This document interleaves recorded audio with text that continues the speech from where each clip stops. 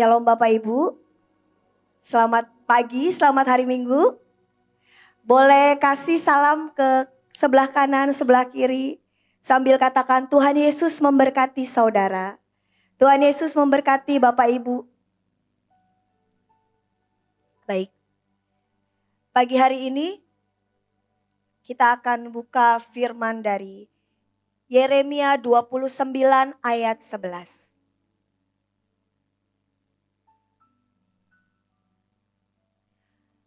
Mari kita sama-sama baca.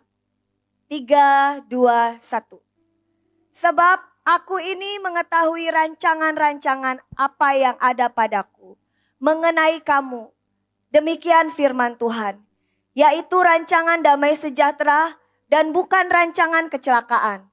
Untuk memberikan kepadamu hari depan penuh harapan. Waktu saya doa buat hari ini, Tuhan tiba-tiba berikan saya ayat ini. Mungkin ini ayat yang sudah sering kali kita baca. Mungkin ini ayat yang sudah sering kali kita dengar. Tapi sekali lagi izinkan saya membagikan apa yang Tuhan berikan melalui pengalaman hidup saya. Saya ini sebenarnya adalah orang yang gak terlalu pintar. Jadi dalam hidup saya cuma berkata, Tuhan, kalau bukan karena Tuhan, saya ini tidak bisa. Kalau bukan karena Tuhan, saya ini bukan siapa-siapa. Seringkali Tuhan bicara dengan saya, bukan dengan sesuatu yang wow, tapi dengan pengalaman-pengalaman setiap hari yang saya lalui. Boleh next slide? Waktu saya pelajari tentang yang sebuah rancangan, saya dapati gini. Rancangan adalah sebuah desain atau program, suatu kegiatan yang sudah dipikirkan baik-baik secara matang dalam melakukannya. Saya garis bawahi baik-baik secara matang. Setiap Tuhan punya rencana dalam hidup setiap kita. Dan Tuhan sudah merancangkan itu baik-baik dan matang. Bahkan tiba-tiba Tuhan kasih gambaran seperti seorang arsitek yang mengukur sebuah bangunan. Ada hitungan-hitungan tertentu sehingga bangunan itu bisa kokoh berdiri. Sehingga bangunan itu bisa menjadi sesuatu yang indah. Setiap hal dalam hidup kita Tuhan kerjakan dengan penuh hitungan. Begitupun dengan pengalaman saya. Satu kali saya ini mengajar di anak kebutuhan khusus. Tuhan bicara banyak sekali lewat setiap anak-anak yang saya layani. Satu kali ada anak, dia Down syndrome. Dia kurang, keseimbangannya tuh kurang sekali. Jadi saya perlu latih dia keseimbangan, wicara juga. Tapi hari itu saya melatih dia motorik kasar. Melatih dia untuk berjalan di papan titian. Saya cuma, namanya Anes, saya panggil dia Anes. Ketika dia berjalan, dia berdiri dengan takut-takut, tangannya merentang ke kiri dan ke kanan. Tapi saya ada di situ. Saya bilang, Anes, ayo jalan. Dia cuma karena bicaranya juga kurang jelas. Anes, ayo jalan, tidak apa-apa, ada mamtri. Dia gak mau. Anes, ayo jalan, mamtri di samping. Waktu saya ajak dia jalan seperti itu, saya sudah perhitungkan matang-matang. Jangan sampai dia jatuh, jangan sampai dia tergelincir, jangan sampai dia terkena sesuatu yang celaka. Tapi dia tidak mau berjalan. Anes, ayo jalan. Mamtri di samping. Mamtri di sebelah. Kalau dia dipegangin, dia mau jalan. Tapi setiap kali saya lepas tangannya, dia akan berhenti. Dia akan berhenti dan tidak mau jalan. Padahal saya sudah berbagai cara, saya tarik-tarik bajunya. Anes, ayo jalan, ini nih, ini mamtri. Terasakan bajunya. Dia tetap tidak mau jalan. Lalu Tuhan bicara dengan saya. Bukankah seringkali kamu seperti itu? Aku ada di sampingmu. Aku ada berjalan bersamamu. Tapi seringkali kamu tidak percaya. Bahkan untuk melangkah ke depan, apa yang kamu lihat di depan adalah sebuah ketakutan. Kamu tidak percaya meskipun kamu dengar suaraku. Saya cuma bilang ini, ya Tuhan. Seringkali saya seperti itu. Seringkali saya tidak percaya ketika Tuhan mau melakukan sesuatu di depan saya yang lebih besar. Saya lebih percaya sebuah fakta di depan. Saya lebih percaya dengan apa yang saya lihat. Saya tidak percaya dengan suara Tuhan. Bahkan ketika saya mendengar suara Tuhan, walaupun saya tidak melihat. Tiba-tiba Tuhan ingatkan, nak, rancanganku adalah rancangan yang terbaik untukmu.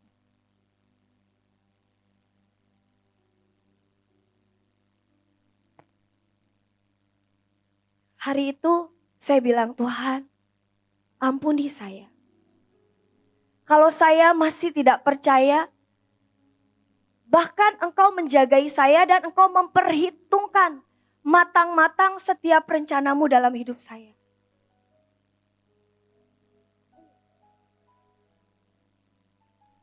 Bisa next slide?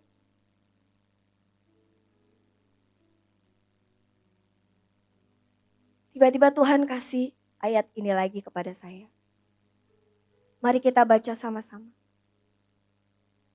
Ini dari Ulangan 28 ayat 1 sampai 6.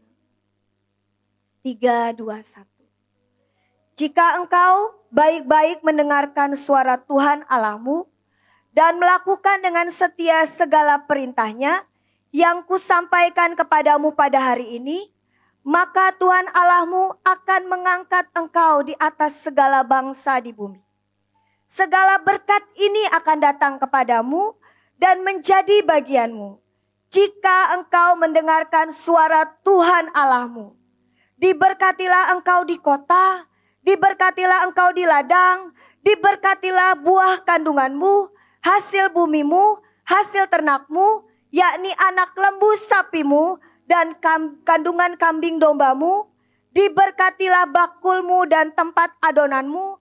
Diberkatilah engkau pada waktu masuk dan diberkatilah engkau pada waktu keluar. Ini bicara tentang berkat. Tapi di ayat ini dikatakan sampai 2 kali diulang. Diberkatilah engkau jika engkau mendengar suara Tuhan Allahmu.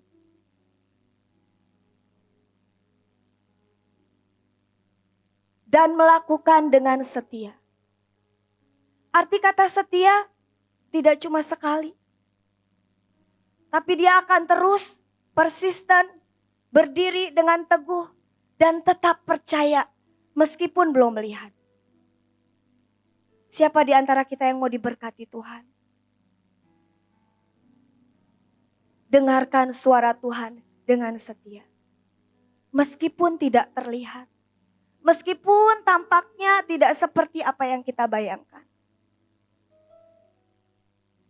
Saya juga belajar, Tuhan, ajari saya untuk setia mendengarkan suara-Mu.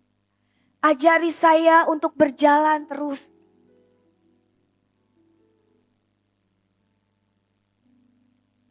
Boleh next slide? Waktu saya buka dalam terjemahan lain, Yeremia 29 ayat 11. Mari kita baca sama-sama. 3, 2, 1. Karena aku tahu pikiran yang kufikirkan kepadamu.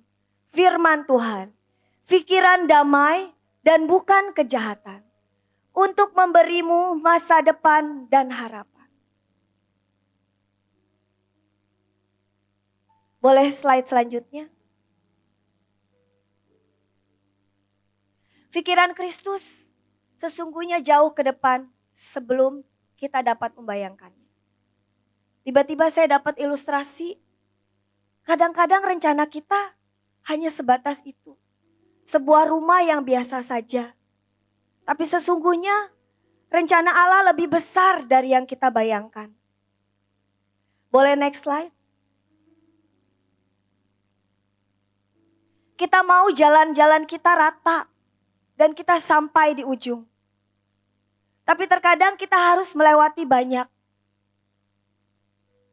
Tapi di saat kita melewati semua jalan-jalan yang rencana Allah, percayalah Tuhan tahu yang terbaik. Saya punya pengalaman begini dengan anak saya. Satu kali kami pulang ibadah, kami naik motor. Kita ini orang tuanya. Tapi terkadang dia merasa dia lebih tahu dari kami orang tuanya. Waktu kami naik motor, dia bilang gini, "Mami, aku naik motor di depan ya."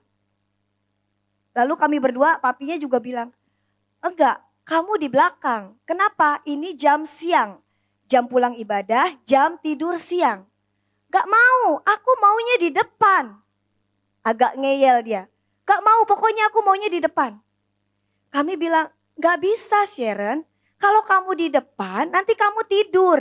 Karena ini jam tidur siang, ngantuk pasti."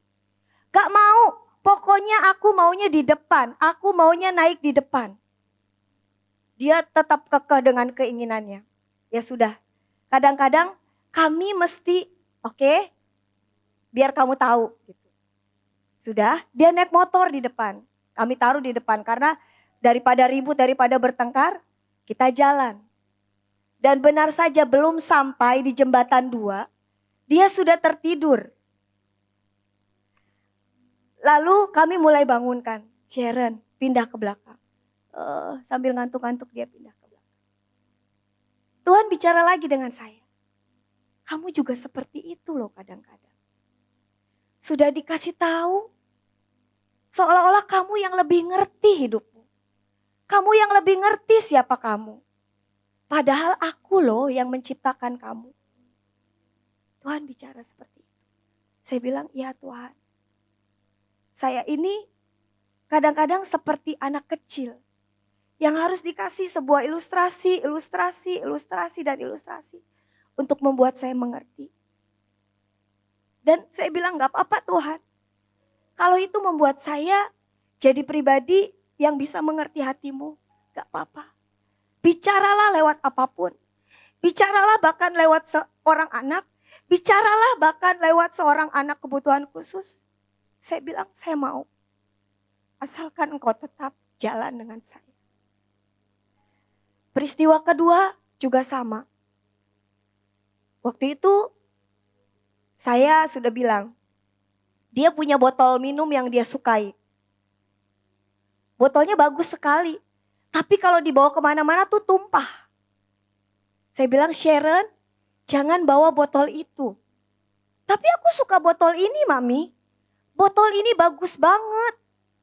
Aku mau kasih tahu teman-temanku." Karena dia ibadah, dia suka pelayanan tari. "Aku mau kasih tahu teman-temanku, aku mau bawa botol ini." "Sharon, botol itu tumpah.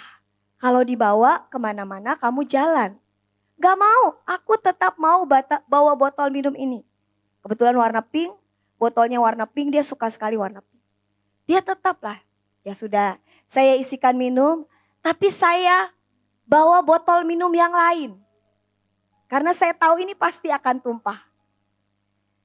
Sampai di tempat ibadah, belum sampai di sini, tasnya tuh sudah basah.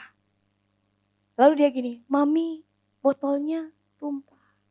Ya, Mami sudah bilang kan, botolnya pasti tumpah. Lalu saya kasih botol minum yang baru, dia bawa, dia sudah mengerti. Ternyata apa yang dibilang mamiku ternyata benar. Tuhan bicara lagi, aku tuh kayak gitu loh. Kadang-kadang walaupun kamu nih sudah punya plan A, aku kasih tahu kamu gak ngerti, aku akan tetap punya plan B buat kamu. Aku akan tetap punya rencana yang lain. Aku akan punya 1001 rencana buat kamu. Asalkan engkau tetap balik kepadaku. Seberapa banyak di antara kita yang hari-hari ini mungkin mengalami hal yang sama seperti saya. Mungkin kita lihat di luar sana segala sesuatu yang tidak pasti. Hari-hari ini banyak sekali mungkin ada orang-orang yang kehilangan pekerjaan. Ada orang-orang yang kesulitan keuangan. Ada orang-orang yang nampaknya di depannya sudah gak ada jalan Tuhan. Tapi sekali lagi Tuhan berkata, "Nak, rancanganku adalah rancangan yang memberikan kepadamu hari depan penuh harapan." Amin. Amin. Rancangan Tuhan tidak pernah gagal. Rancangan Tuhan penuh dengan harapan.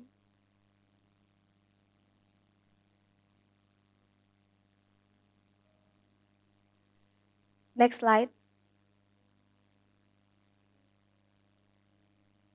Waktu saya bilang gini, waktu saya tanya, "Tuhan, pikiranmu itu kadang-kadang gak terselami ya sama aku. Kadang-kadang aku nih perlu dikasih ilustrasi-ilustrasi dulu supaya aku ngerti pikiranmu."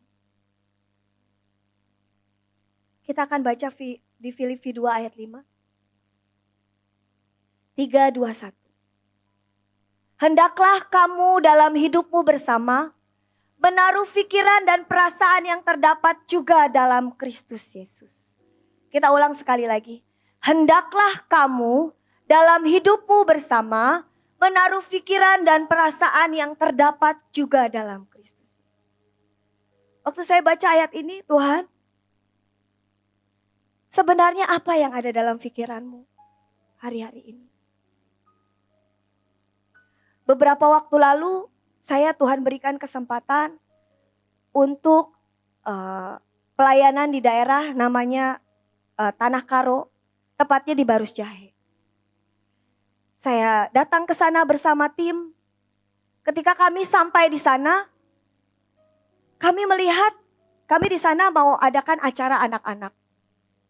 Tentunya dengan protokol kesehatan. Dengan social distancing, semua prosedural. Lalu ketika kami sampai di sana, kami datang dan masuk ke desa-desa. Kami bahkan tidak kenal setiap desa yang kami temui. Tapi setiap kali saya berjalan, "Tuhan, saya mau ke desa ini. Temui saya dengan satu orang." Lalu Tuhan temui saya dengan satu orang. Dan di beberapa desa setiap kali Tuhan temui saya dengan satu orang yang menurut saya itu divine connection. Yang dari Tuhan sendiri. Ketika saya bilang, "Pak, bagaimana dengan kondisi di sini?" "Aduh Bu, di sini kami ini sangat membutuhkan sesuatu yang berbeda. Kami ini sudah bosan seperti ini. Kami ini sudah bosan diam di rumah, anak-anak cuma pergi ke ladang." Jadi anak-anak karena tidak sekolah diajak ke ladang sama orang tuanya. Supaya mereka tidak main kemana-mana. Tapi mereka sama orang tuanya. Lalu saya bilang, "Pak, kalau saya mau adakan acara di desa ini boleh gak?" "Aduh, boleh sekali Bu, boleh sekali." Dia menyambut dengan sangat antusias. Sudah lama anak-anak itu tidak bermain. Sudah lama anak-anak itu tidak menyembah dan memuji Tuhan. Sudah lama anak-anak ini tidak bersosialisasi dengan anak-anak lain. Lalu di situ Tuhan juga bicara dengan saya. Tuhan bilang gini, "Ini loh hatiku. Ini loh yang aku pikirkan. Aku cuma memikirkan jiwa-jiwa. Aku cuma memikirkan lawatan besar terjadi di desa-desa. Aku cuma memikirkan orang-orang di desa-desa diselamatkan. Aku cuma memikirkan hal-hal yang seperti ini." Lalu saya bilang, "Tuhan,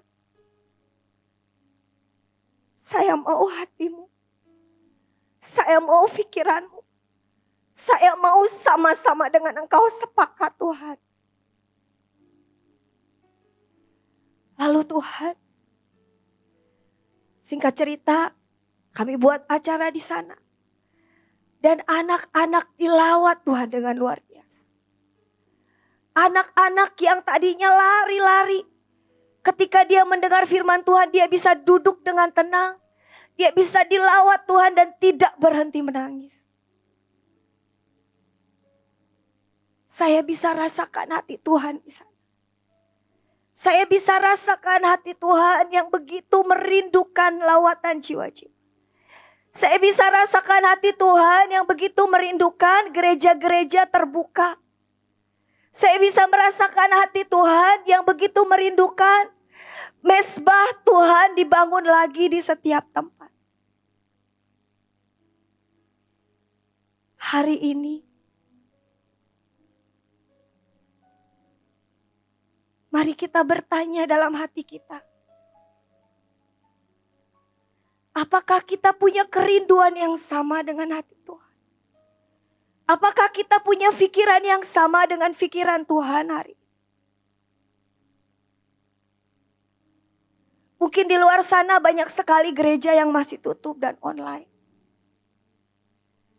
Banyak sekali ibadah yang belum sepenuhnya dilakukan.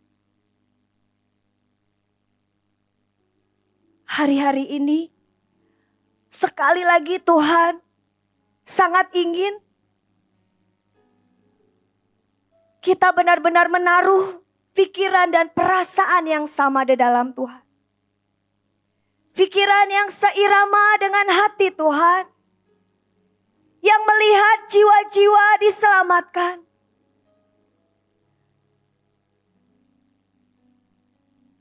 Mari, saya ajak Bapak Ibu Saudara sekalian. Baik Anda yang streaming di rumah. Kita kembali kepada rencananya yang mula-mula. Kita kembali pada rencananya yang dahsyat dan ajaib dalam hidup kita. Jangan pernah lihat fakta di depan. Tapi dengarkan suaranya. Dengarkan hatinya. Rasakan pikirannya. Sampai kita benar-benar bisa menyatu dengan hatinya. Amin.